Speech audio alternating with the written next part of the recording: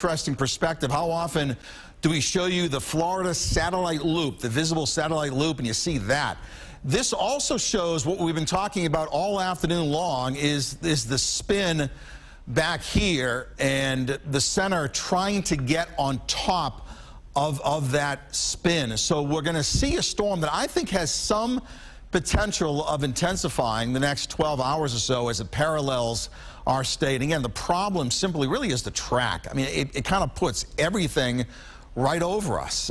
And around midnight, 1 o'clock, 3 o'clock into daybreak, it'll be pretty rough. And, you know, a lot of you, the big concern is, will I lose power? And it's virtually impossible to predict power outages, but there's going to be some. There's no doubt about that. And it all really depends on, you know, the tree branch falls in the wrong spot, you get no power. So hopefully it's not too widespread, but there'll be some. And then those of you along the coast have a lot of experience dealing with storm surge issues, and 3 to 5 feet storm surge risk later on tonight. As far as rain goes, it's a scattering of showers Tampa Bay north. Nothing severe, nothing heavy. There was some heavy rain early up in Hernando and Pasco.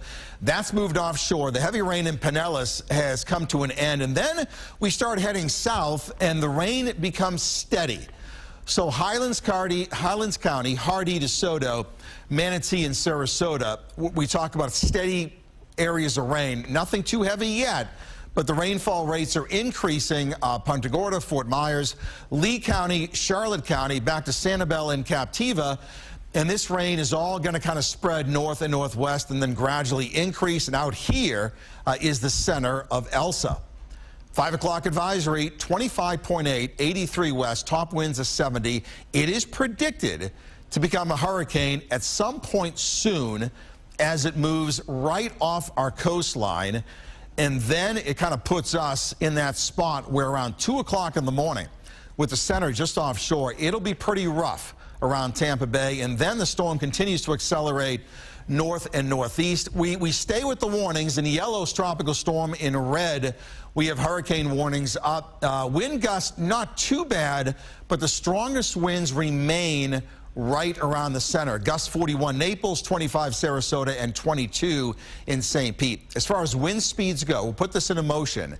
This is from a hurricane center output. And in this little area of red, that's the predicted area where we'll see hurricane force winds. And that gets very close.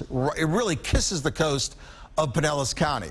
All of the region gets at least tropical storm force winds and some higher 58-mile-an-hour winds right over Pinellas County around midnight. On top of this, tornado watch is up until 11 o'clock. Haven't had any yet, but any of those spiral bands that begin increasing later tonight can certainly spawn and isolated tornadoes. Local impacts, heavy rain, flooding, isolated tornadoes, 30, 40-mile-an-hour gusts, but certainly along the coast, there'll be wind gusts that could exceed hurricane force. And I'm talking right along the coast.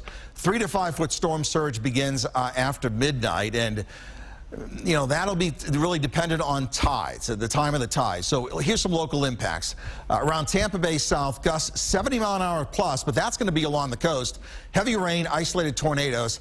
40-mile-an-hour gusts our northern counties. Storm surge 3 to 5 feet, heavy rain, tornadoes, and then inland, wind gusts 25 to 35, not nearly as strong as it will be along the immediate coastline.